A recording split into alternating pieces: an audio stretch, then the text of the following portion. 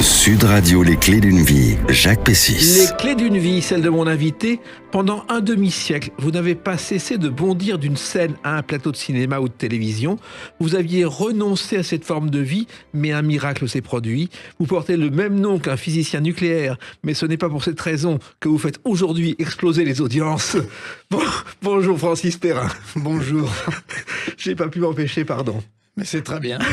Alors, il se trouve que vous êtes le premier invité de cette nouvelle saison des Clés d'une vie, et j'en suis d'autant plus heureux qu'il y a 8 ans que je vous attends, et que normalement, si vous n'aviez pas été au théâtre, vous auriez peut-être pas fait un retour dans le studio. Absolument.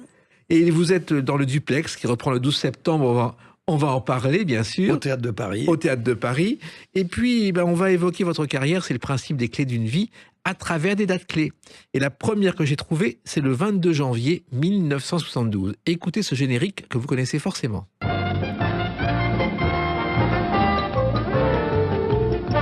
Samedi soir de Philippe Bouvard. Et c'est votre première télé. Vous êtes au conservatoire. Et vous êtes reçu par Philippe Bouvard, vous portez un col roulé rouge, une pochette sur la veste, et vous évoquez justement votre premier spectacle, Grand Amphitryon. Absolument, c'est un spectacle burlesque. C'était une première au conservatoire. On avait confié à 3 élèves le droit de monter des spectacles. Il y avait Francis Juster avait monté Jacques le Fataliste, Jacques Spiessère avait monté Léonce et Elena, et moi, on m'avait dit qu'est-ce que tu veux faire. J'ai fait une adaptation de tous les Amphitryon, et j'ai appelé ça le Grand Amphitryon, parce que le Grand Amphi était une émission de Jacques Chancel à ce moment-là. Et donc c'était un spectacle burlesque. Je faisais descendre Jupiter Alcmène d'un toboggan. Après, Amphitryon se faisait masser en caleçon sur une table de massage. Enfin, j'ai un peu révolutionné. Robert Derry, Jean Le Poulain, Poiret et Serros sont venus voir le spectacle, et ça avait été un tollé. On a été obligé de le jouer plusieurs fois, tellement il avait eu un succès fou.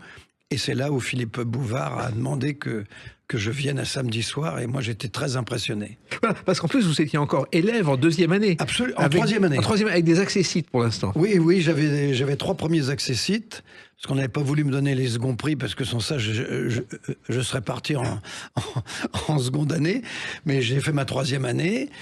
Et donc là, je passais mon concours très, je dirais, serein, parce que je m'attendais à avoir 3 seconds prix, mais j'avais déjà signé de jouer dans La Cage aux folles avec Poiret et Serrault pour jouer le rôle du fils, le fils de Jean Poiret. Donc moi j'étais très content, j'avais déjà un contrat quand j'allais passer mon concours, quoi. Oui, voilà. En même temps, il se trouve que ce concours était très particulier du conservatoire, puisque vous avez révolutionné aussi en invitant des critiques ce soir-là. Mais c'était oui.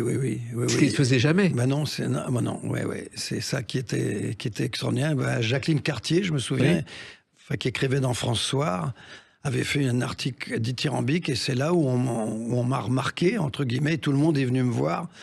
Et là, à ce moment-là, j'ai intéressé les médias. Exactement. À ce moment-là. On n'appelle pas ça encore. Et il se trouve qu'en plus, ça s'appelait le Grand Amphitryon, parce que c'était le Grand Amphi, mais vous avez eu de la chance, parce qu'au départ, le Grand Amphi, ça devait s'appeler La Règle du jeu. Mais Jean Renoir a refusé de prêter son titre. Donc vous n'auriez pas pu faire ça. Non, j'aurais pas pu faire ça. Mais c'est vrai que j'avais fait venir en scène Plaute, Molière, qui avait écrit Giraudoux, qui avait écrit chacun un Amphitryon, et qui disait à la fin du spectacle, la pièce n'est pas de moi, hein. Il se défaussait complètement. Elle était d'un certain Cécile B. Mercure. C'est exactement, oui. Personnel que je jouais avec les girls. C'était fou, quoi. Et non seulement vous jouiez ça, mais vous faites dans ce Samedi soir un sketch d'un officier allemand. Je ne sais pas si vous en souvenez. Bien sûr, qui s'appelait l'Otto Reich. Oui, c'était, et que j'ai transformé après où je l'ai appelé l'Hollywood, ce que j'ai fait avec des acteurs américains après, d'ailleurs. Alors, résultat, je crois que vous vous trouvez au Théâtre du Palais Royal à 18h30 pendant quelques semaines aussi avec ce spectacle. Ça a été envisagé, ça? Ça a été envisagé. par Jean-Michel Rouzière, qui était complètement fou, puisqu'il m'avait engagé pour jouer La Cage aux Folles, je vous dis déjà avec... Donc j'avais la saison qui était prête, et il m'a dit, et je prendrai ton spectacle à 18h30. Voilà. Mais ça ne s'est pas fait. Ça ne s'est pas fait. Parce que je suis rentré à la Comédie Française. Voilà, exactement. Alors, vous êtes né à Versailles. Je crois de toute façon, vous avez été plongé dans le bain du spectacle très jeune, grâce à vos parents qui travaillaient dans la technique du cinéma. Voilà, ils étaient techniciens au cinéma, et donc ils ont travaillé avec Sacha Guitry, entre autres, bien sûr. Mais c'est pas eux qui m'ont... Enfin, ils m'ont emmené tôt au théâtre. Et je pense que c'est ça qui a fait ma vocation.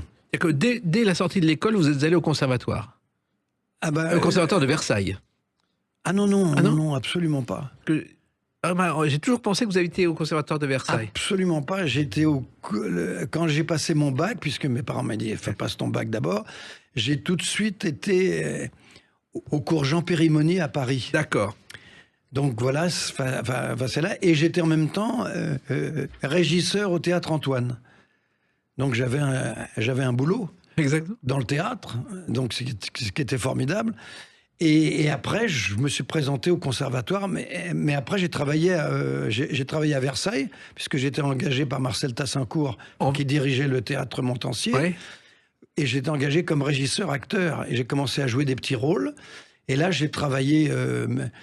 et je me suis présenté au conservatoire de moi-même et j'ai été reçu. Et le jour de la distribution des prix, la proclamation des prix en 3e année, Pierre-Aimé Touchard annonce Francis Perrin et vous bondissez en scène, coup de joie. Ça, c'est un grand moment. Et donc, il prononce mon nom et je bondis en scène. Et il n'a pas le temps de prononcer l'autre ex-aequo, qui est André Dusselier. Et il le dit après, et André vient et on pleure. L'un et l'autre dans les bras l'un de l'autre, parce que ça, c'est un grand moment de ma vie, je pense. C'était un rêve. Vous imaginiez un premier prix? Trois premiers prix, oui. Enfin, comédie classique, enfin, comédie moderne et comédie étrangère. Ouais, on ne pouvait pas l'imaginer? Non, c'était formidable. C'était le résultat d'un travail. Puis j'avais passé une scène de Jerry Lewis aussi. J'avais un peu révolutionné aussi le concours, parce que c'était fou de passer une adaptation d'un film de Jerry Lewis. Mais d'où venait cette folie, Francis Perrin? Je sais pas, moi j'étais un fou des Marx Brothers, un fou des Branquignoles, de Robert Derry. Tout ce qui fait rire, tout ce qui est... Le rire est quelque chose d'extraordinaire et j'ai toujours amusé. Et donc voilà. Et puis je pense que j'avais la vis comica aussi. Et c'était formidable parce que pour moi, c'était le résultat aussi comment dire, d'une grande victoire sur moi-même aussi, puisque j'avais un handicap tout de même, j'étais un peu bègue, donc j'avais vraiment ce petit handicap-là que j'ai travaillé, ou dont je me suis servi après dans certains rôles, très, très intelligemment, et qui a été très, très, très fructueux. Et puis après, j'ai joué des rôles, et puis j'ai retrouvé une parole à peu près normale, quoi. Alors, ce qui est étonnant aussi, c'est ce spectacle que vous rentrez à la Comédie Française, mais en même temps, vous montez un spectacle le soir tard, Citron automatique. Oui, voilà. Et ça, c'est une chose insensée. Je pense que ce sont des tréteaux près de Paris, à un moment où la circulation était possible. Absolument. Nous jouons au théâtre d'Antony à minuit. Donc moi je jouais après, puisque je jouais à la Comédie Française, et je partais jouer à minuit à Antony. Et là, il s'est passé quelque chose le soir de la première. Jean-Jacques Gaultier, qui était le grand critique de l'époque, est venu, applaudit debout, et termine par, avec le public, j'ai ri 60 minutes sur 1 heure. Voilà. Et là, c'était fou. Et moi, je me souviens d'un soir où j'étais là, et au premier rang, il y a quelqu'un qui se lève pour aller vous féliciter en coulisses. Francis Perrin, c'est Louis de Funès. Oui, avec Gérard Houry, ils sont venus. Ouais. Ça, ils sont venus plusieurs fois, ils sont venus 3 fois en plus. C'est extraordinaire. Ouais. Comment vous expliquez ça? Je sais pas. C'est complètement... Il y avait à cette époque-là une insouciance, il y avait une inconscience, il y avait la passion. Il y avait la passion, il y avait la joie, le plaisir du théâtre, Il y avait la folie aussi de la jeunesse, hein, je pense à 25 ans, comme ça. Puis c'était fort. Puis j'étais à la Comédie Française et tout d'un coup, il y avait tout Paris qui venait à minuit. Anthony, enfin, c'est fou, quoi. C'est Enfin, inimaginable quand on pense à aujourd'hui. ça, c'est inimaginable. Alors, vous avez fait aussi vos débuts dans Au Théâtre ce soir avec Arsenic et Vieille Dentelle. Oui, je me souviens très bien. Oui, je jouais un flic, un petit agent. C'était un petit rôle. J'étais content. Oui, parce qu'au Théâtre ce soir, vous en avez fait plusieurs à vos débuts. Ah ouais, après, oui. Après, j'ai joué avec Jean Le Poulain, Les Deux Timides. J'ai joué à Amsterdam dans des Roussins, à Trésor Parti. Oui, j'ai fait plusieurs au Théâtre ce soir. Ouais, c'est un très très bon souvenir, ça. Voilà. Enfin, Alors, surtout avec Jean Le Poulain, Oui. on a fait Les Deux Timides de La Biche. C'est un moment d'anthologie, hein, je veux dire, parce que là, il y a eu une belle rencontre de deux acteurs, enfin complètement fous. je pense. Et puis, la Comédie Française, ça a duré 1 an, c'était pas votre truc. Non, parce qu'il y a eu une mésentente avec l'administrateur. Bon, ça c'était... il m'aimait pas. Et puis que moi, quand je sens qu'on m'aime pas, je m'en vais. Voilà. Bon, c'est aussi simple que ça. Voilà. Et ben là, vous allez rester, parce qu'on va évoquer votre carrière à travers une autre date, le 23 octobre 1974. À tout de suite sur Sud Radio avec Francis Perrin. Sud Radio, les clés d'une vie, Jacques Pessis. Sud Radio, les clés d'une vie, le retour avec Francis Perrin, un invité qu'on attend depuis 9 ans dans les clés d'une vie et qui est enfin là à l'occasion de la reprise du Duplex à partir du 12 septembre au Théâtre de Paris. On va longuement en parler tout à l'heure, Francis. Mais je reviens à votre carrière. On a raconté vos débuts avec le Conservatoire et le 23 octobre 1974 est sorti ce film.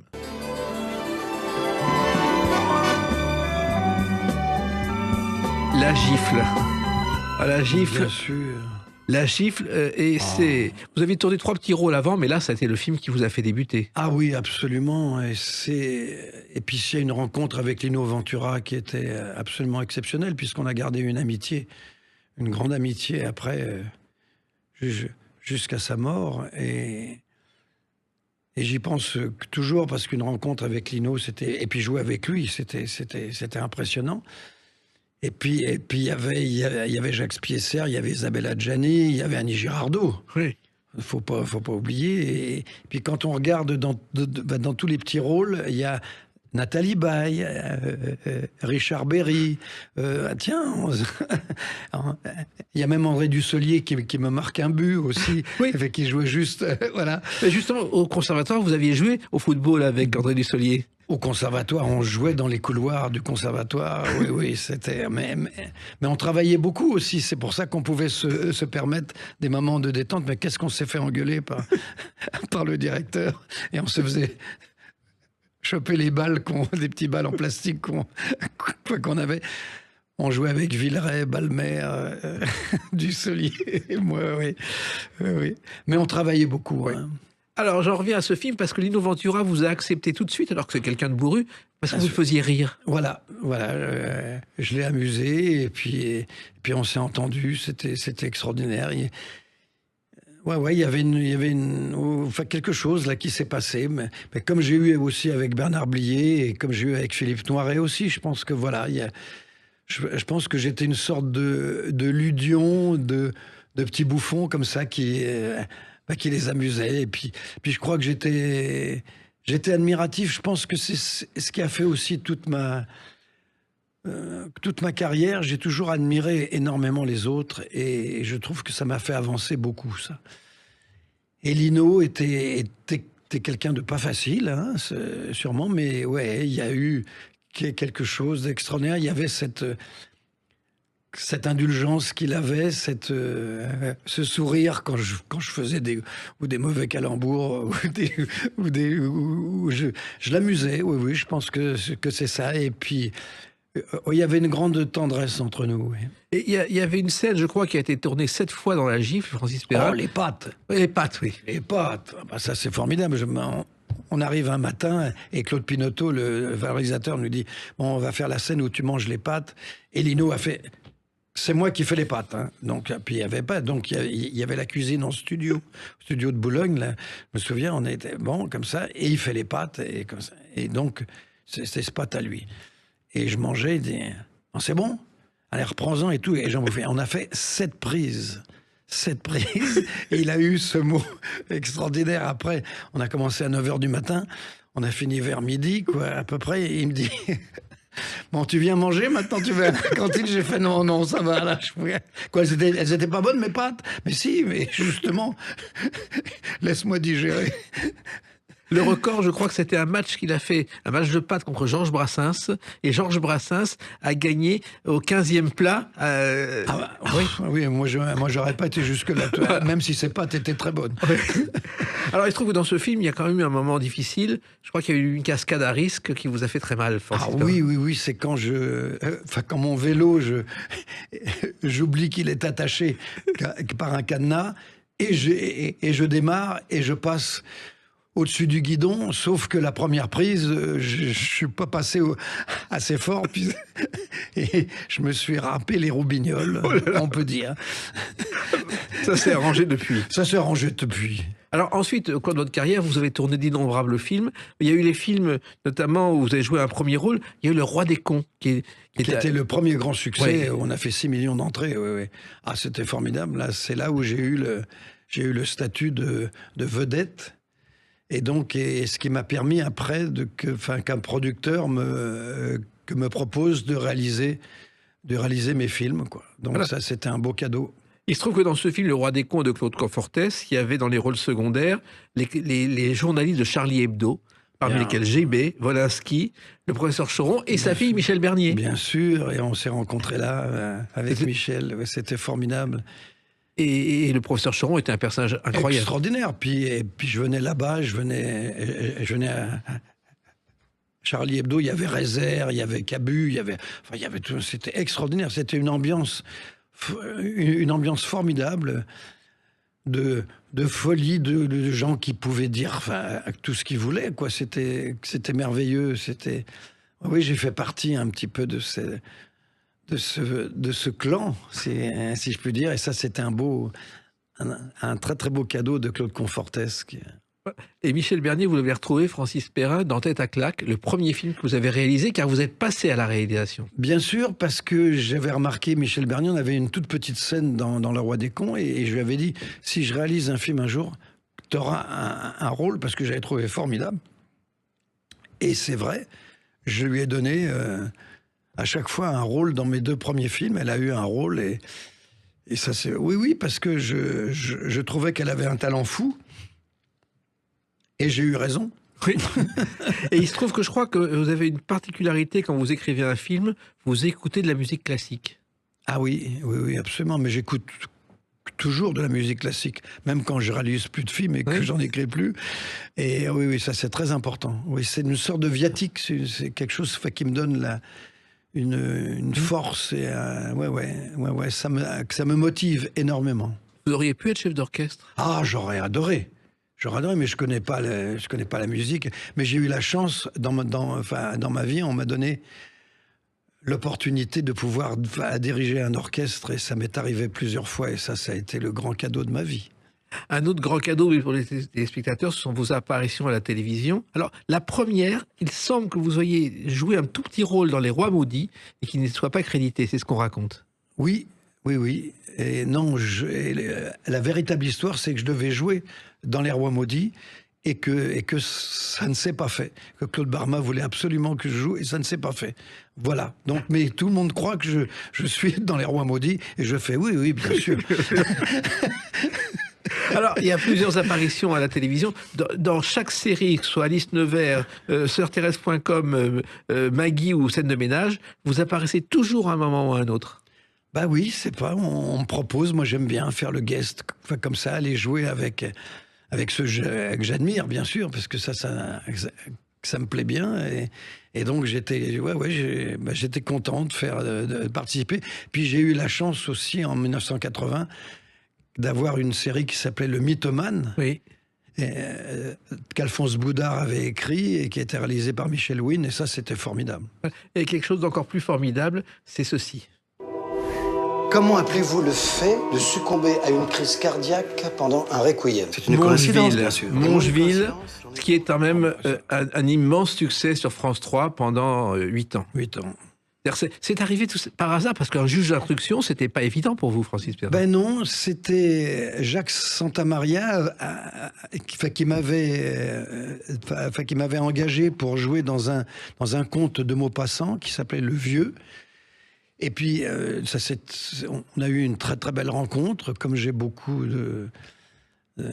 ai eu beaucoup dans ma vie. Et là, il me dit, mais qu'est-ce que tu souhaiterais? J'ai dit, ça serait bien que j'ai une série pour moi, qu'on me récompense pour ma fin de carrière.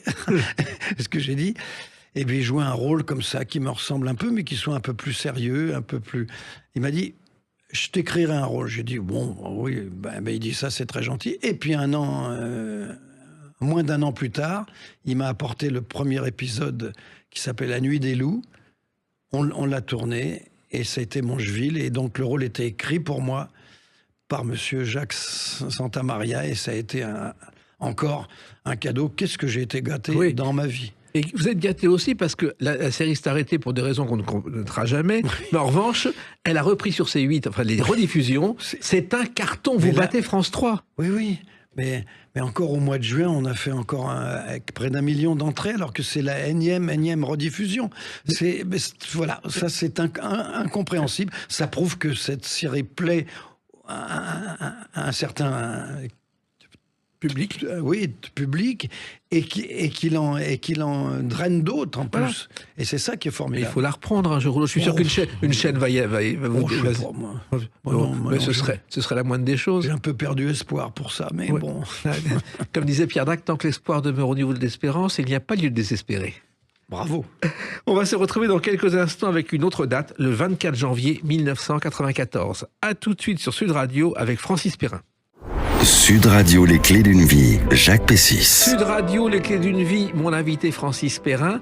Nous parlerons tout à l'heure du Duplex, qui reprend le 12 septembre au Théâtre de Paris. On a évoqué vos débuts au cinéma, votre carrière à la Comédie Française. Et je parle du 24 janvier 1994.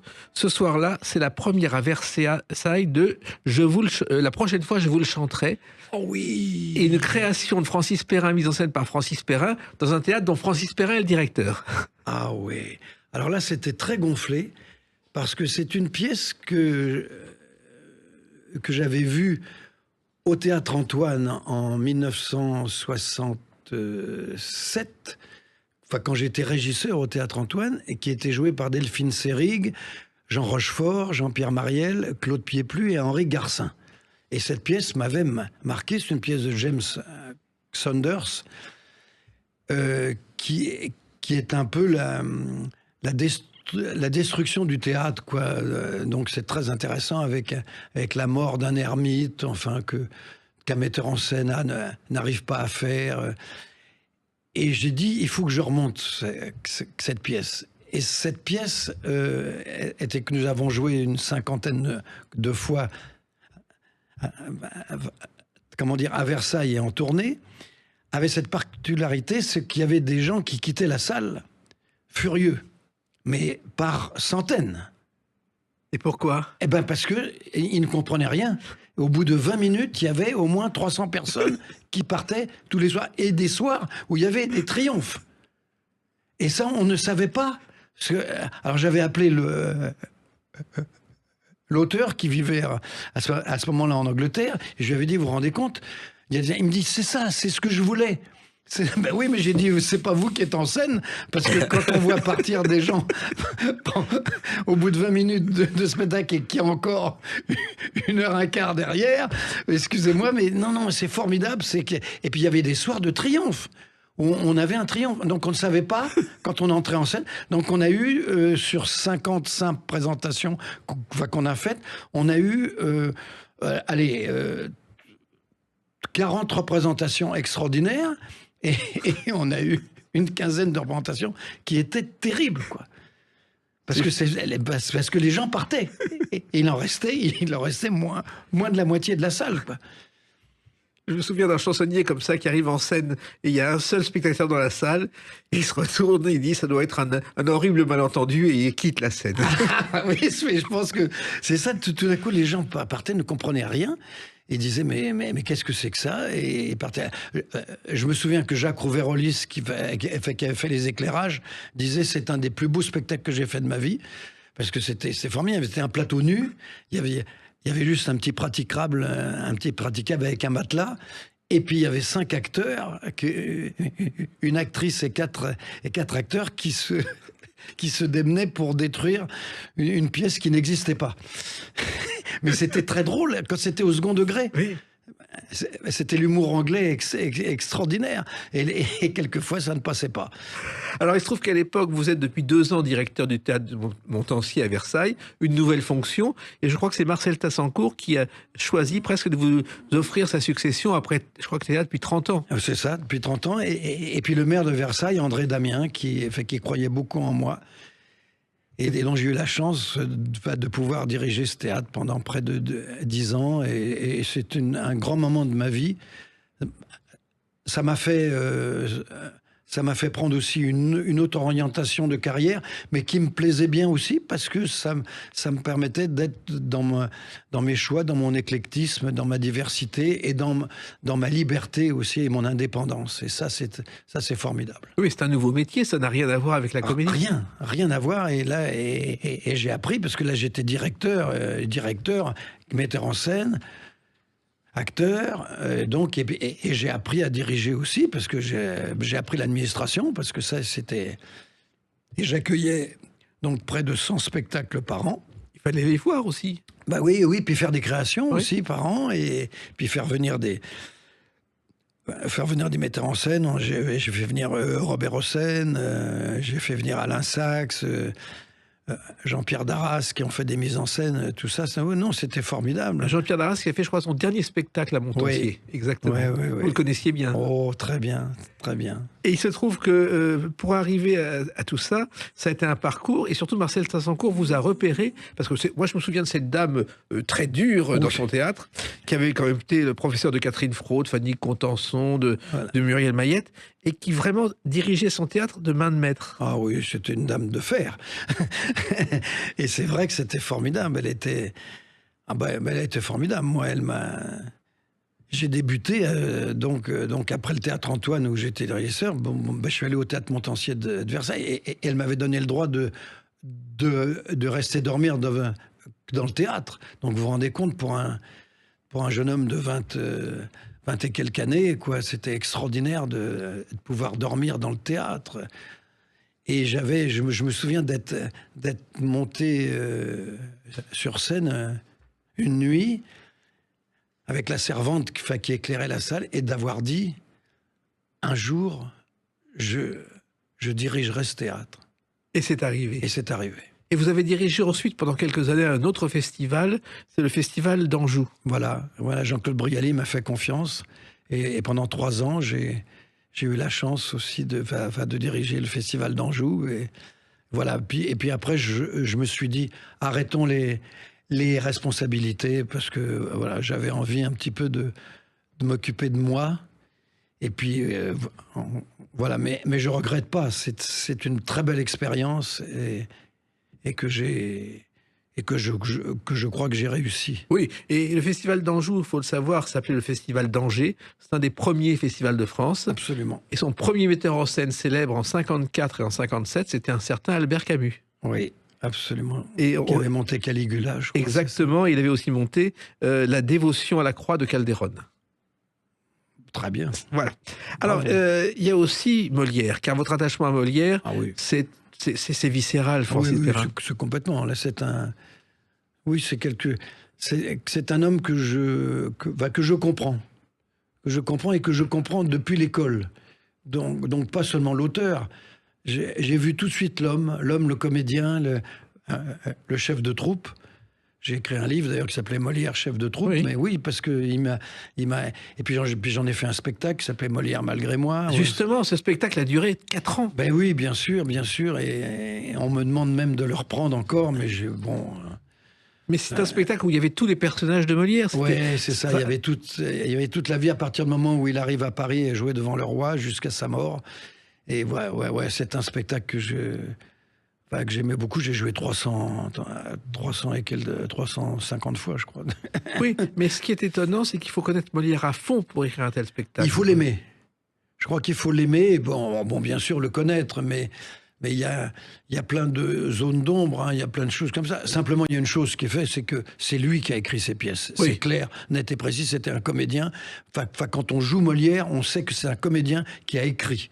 Ça, c'est... Il n'y a pas ceux qui ont trouvé, là, ça, je veux bien, qui ont des arguments qui ne tiennent pas la route. Parce que de toute façon, vu son accointance avec Louis XIV, qui était très très grande, et la confiance que Louis XIV lui accordait, vous pensez bien qu'il n'aurait pas accordé une confiance à quelqu'un qui n'écrivait pas ses pièces. Enfin, je veux dire, ça se serait su. Et ces rumeurs en disant que Corneille a écrit ses pièces, ça vient d'où, ça? Non, ils ont écrit juste ensemble Psyché. Excusez-moi, mais quand vous voyez la pièce, enfin, c'est pas la meilleure de Molière. Hein. Ouais. Alors, il se trouve que le plus grand succès radiophonique de la radio d'après-guerre, c'est une pièce de Molière, Le Vaudois gentilhomme, qui a été réalisée pour Radio Luxembourg d'une manière très particulière. Pour que ce soit vrai, ils sont allés enregistrer au château de Versailles avec les comédiens qui étaient dans les pas de Molière au château de Versailles. Oh. Et ça a été, je crois, 17 millions d'auditeurs ce soir-là. Ah, bah j'aurais... Ça existe peut-être encore dans les archives. Ah, ça, c'est formidable. Alors, jouer pendant 4 ans une pièce, c'est une performance jubilatoire, mais une performance quand même. Oui, mais moi, je cherche pas la performance. Moi, je cherche le plaisir du théâtre. Vous savez, d'aller au bout du plaisir du théâtre, c'est... parce qu'on ne le trouve jamais vraiment, quoi. Je veux dire, on l'a, bien sûr, mais l'essence même du théâtre, c'est la remise en question.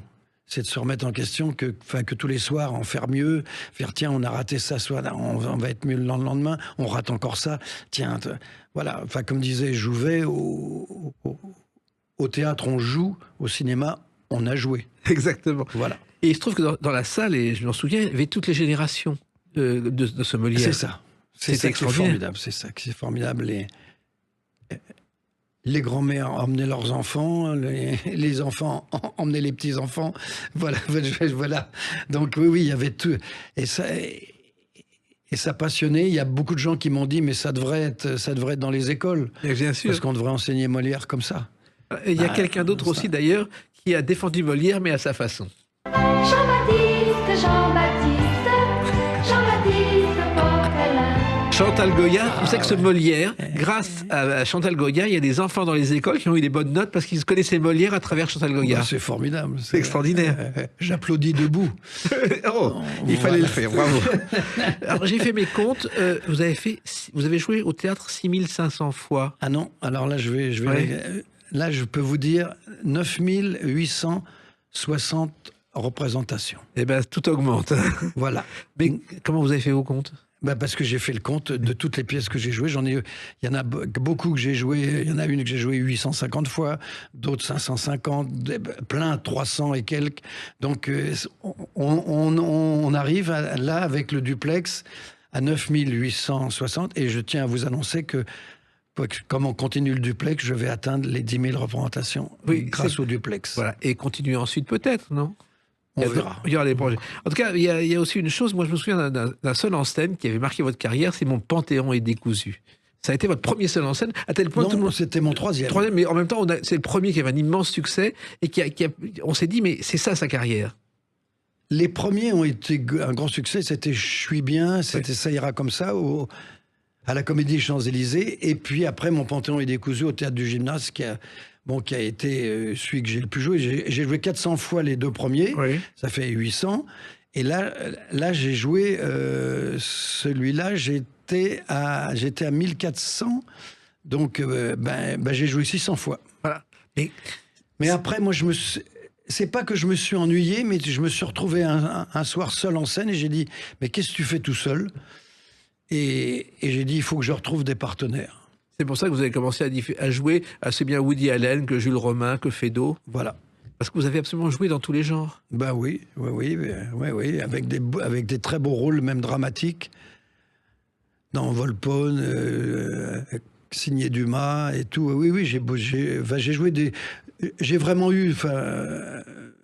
Il y a que Cyrano qu'on m'avait proposé et que j'ai pas pu jouer parce que c'était une question de date et c'est la seule chose que je regrette de ne pas avoir joué comme rôle, mais autrement j'ai tout joué et j'en suis heureux et Et vous avez eu du nez de choisir les bons rôles, si j'ose dire.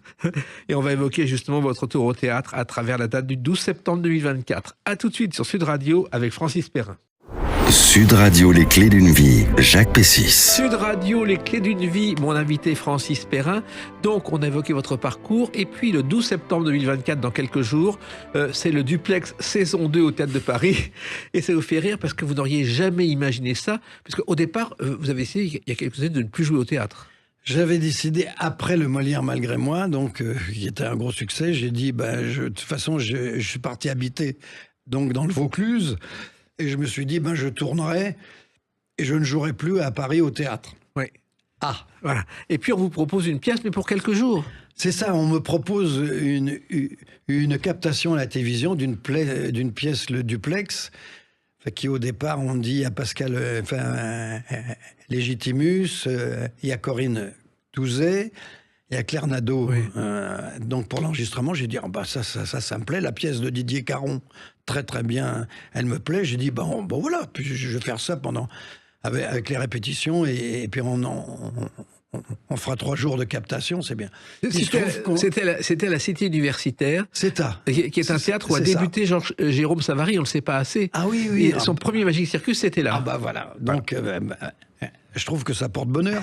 Parce que là, on nous dit, est-ce que vous ne reprendriez pas la pièce Donc, on reprend la pièce au mois de février pour une quarantaine de représentations. Je dis, bon, pour une quarantaine, ça va. Claire Nadeau n'était pas libre, c'est Annie Dupéret qui reprend le rôle. Moi, j'étais ravi. Je retrouve Annie, que je connais bien et avec qui j'avais tourné beaucoup. Et puis on avait vécu ensemble il y a une 50aine d'années. Donc, on se retrouve et on joue 40 représentations. Là, il se trouve que la location explose et on nous dit il faut continuer, mais on a des engagements. Est-ce qu'au mois de mai, juin, alors on est libre pour 25 représentations, on fera des relâches et tout, on refait 25 représentations.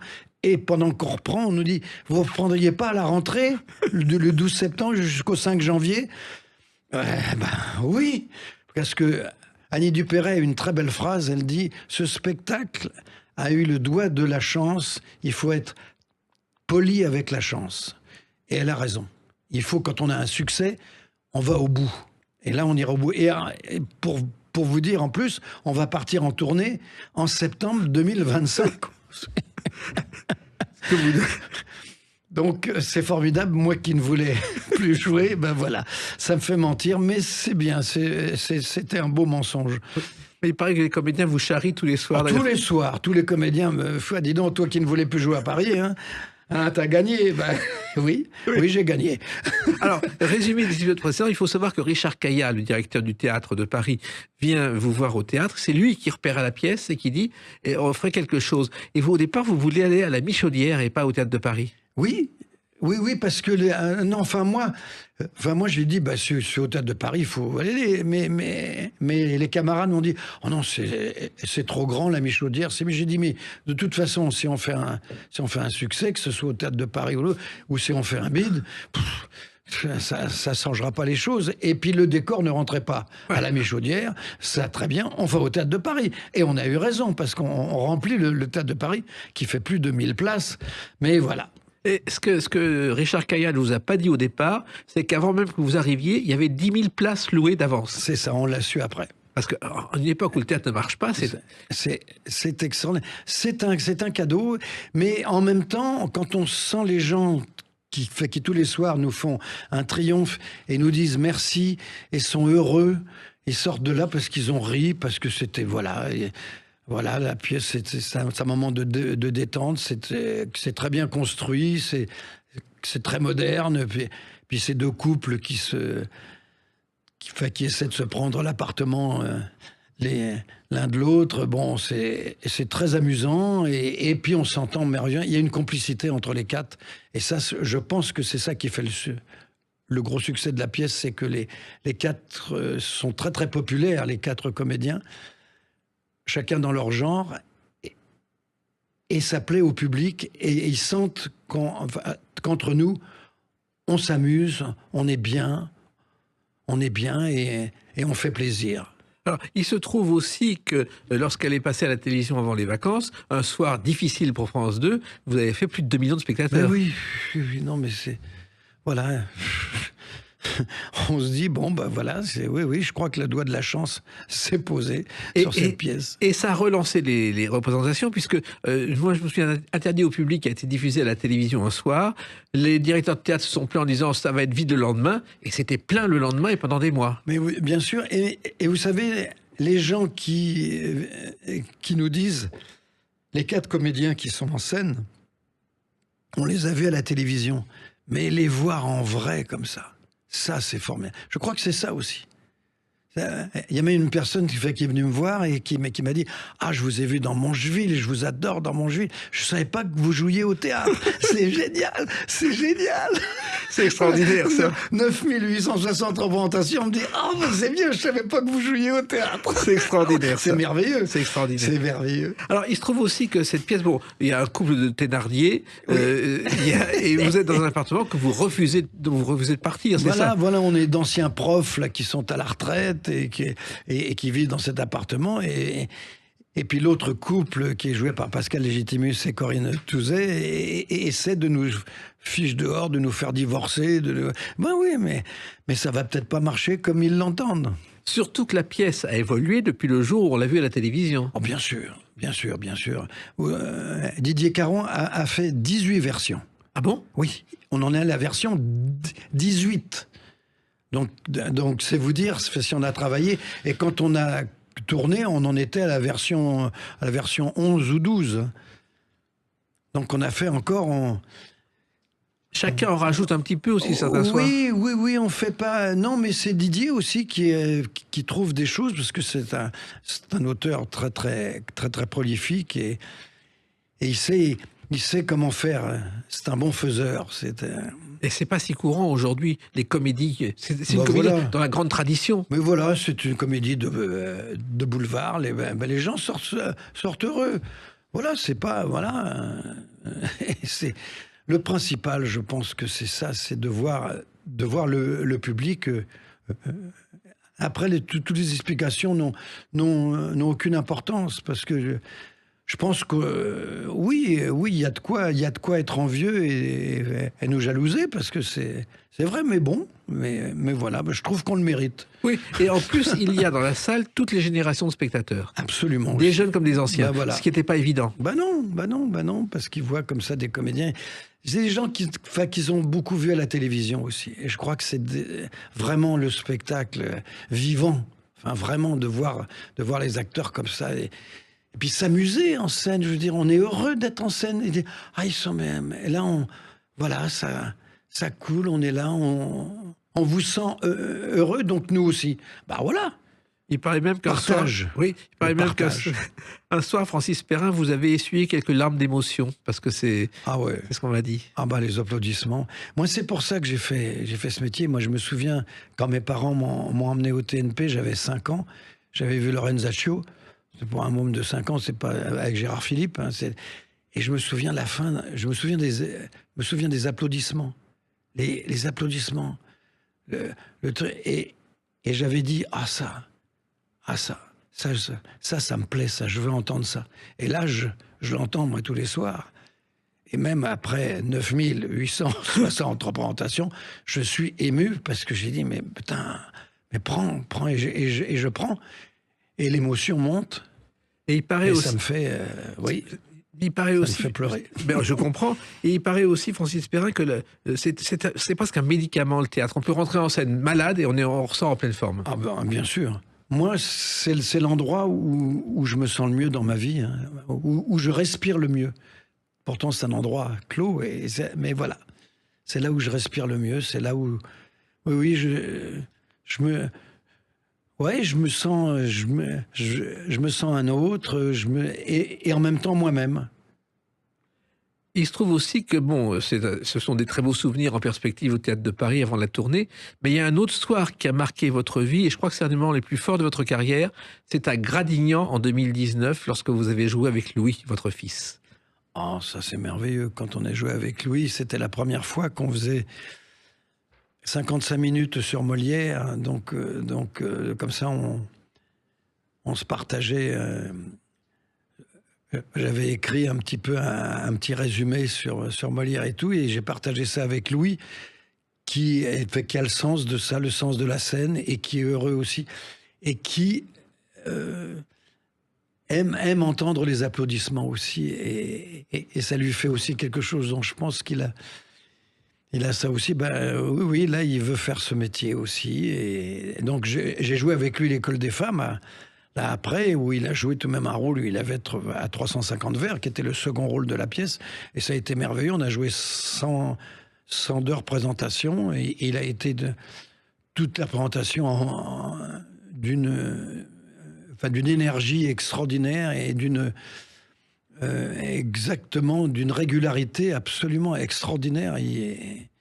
Voilà, il m'épate, et c'est une belle réussite pour un enfant autiste qui était condamné au départ et qui maintenant est autonome et a un métier. Et voilà. Et oui, non seulement ça, mais c'est la plus belle réussite de votre vie. Je me souviens de vous commençant ce combat sans être sûr de le gagner, et vous l'avez gagné grâce à une méthode, et vous êtes devenu le porte-parole d'une méthode et d'une cause très importante pour vous. C'était le traitement ABA, l'analyse appliquée du comportement, qui était